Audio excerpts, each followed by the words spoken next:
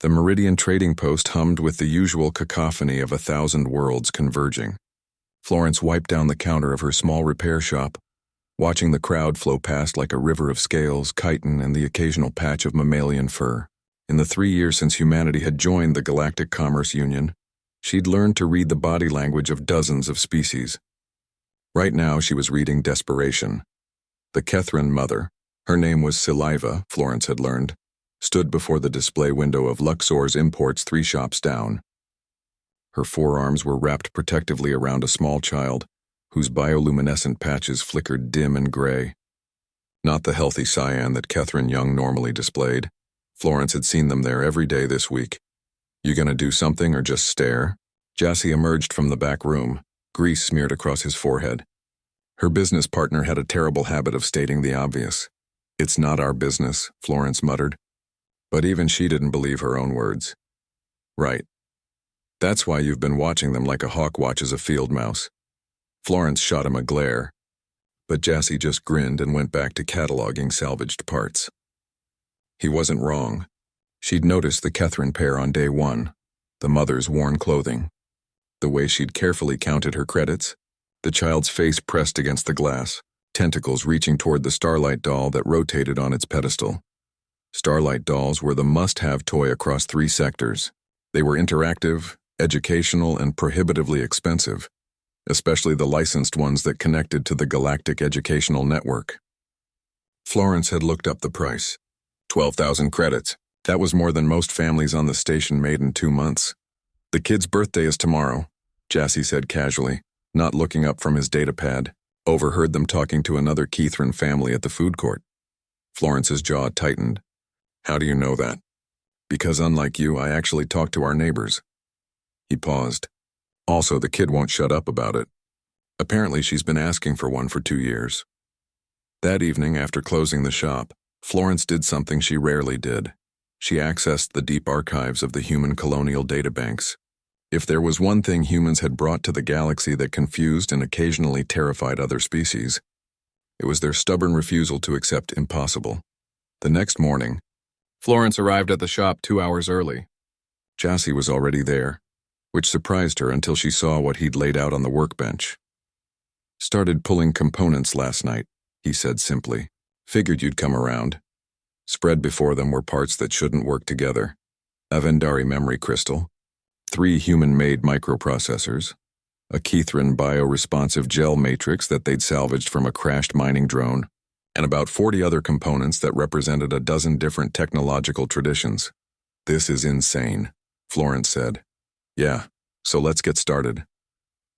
The next 16 hours blurred together. Florence's fingers flew across the assembly, her mind working through problems that would have stumped most galactic engineers.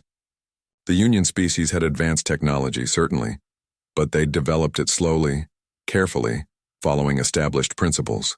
Humans hadn't had that luxury, or patience. Where Vendari tech required a specific crystalline matrix, Florence jury-rigged a human quantum processor to translate the signals. Where Kethrin biogel needed a stable nutrient supply, Jassy reprogrammed a medical nanodistributor to maintain it. They bypassed, rerouted, and outright hacked their way through incompatibility after incompatibility. The holographic projector is fried, Jassy announced around hour 12. Florence didn't even look up. Use the entertainment system from that Peltherin tablet. Modify the output frequency. That'll require, I know what it requires. We have 17 capacitors from that Terran cargo shipment. Strip 6 of them. At hour 14, they hit their biggest obstacle. The doll needed to connect to the Galactic Educational Network, but that required an expensive licensed transponder. Florence stared at the half-assembled device, frustration building. Then she smiled. We don't connect to their network, she said slowly. We make our own. She pulled up the human educational databases, free, open source, and containing information from Earth's entire digital history. Then she wrote a translation protocol that would convert the content into Kethrin learning patterns. That's not legal, Jassy pointed out. The information is free and open. We're just making it accessible. What's illegal about that? Jassy's grin was fierce.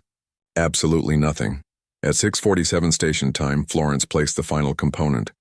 The doll stirred to life, its surface shimmering with bioluminescent patterns that matched Catherine aesthetic preferences. It was rougher than the commercial version, the casing made from recycled materials rather than pristine polymers. But it worked, it moved, it spoke, it taught.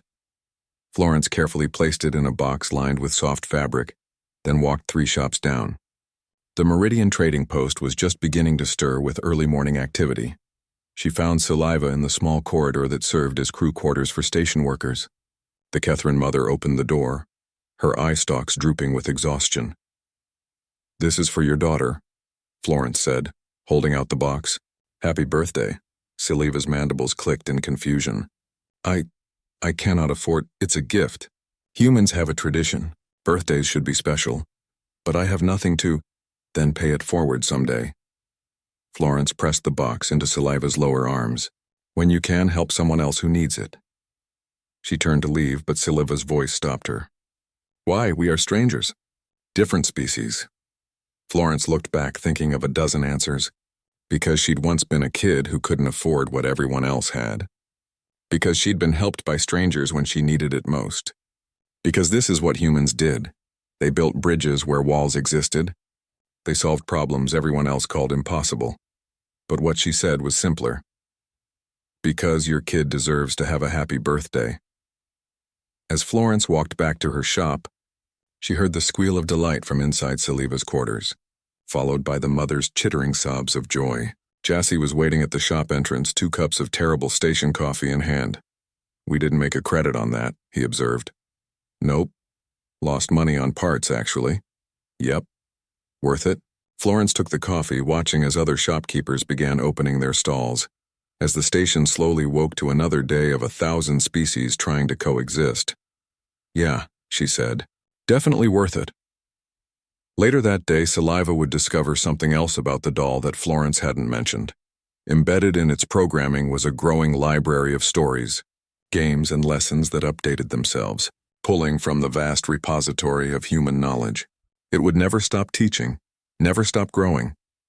Because if there was one thing humans understood, it was that knowledge should never be locked behind a paywall. And children everywhere, no matter how many limbs or eye stalks they had, deserved a chance to learn, to dream, and to reach for the stars.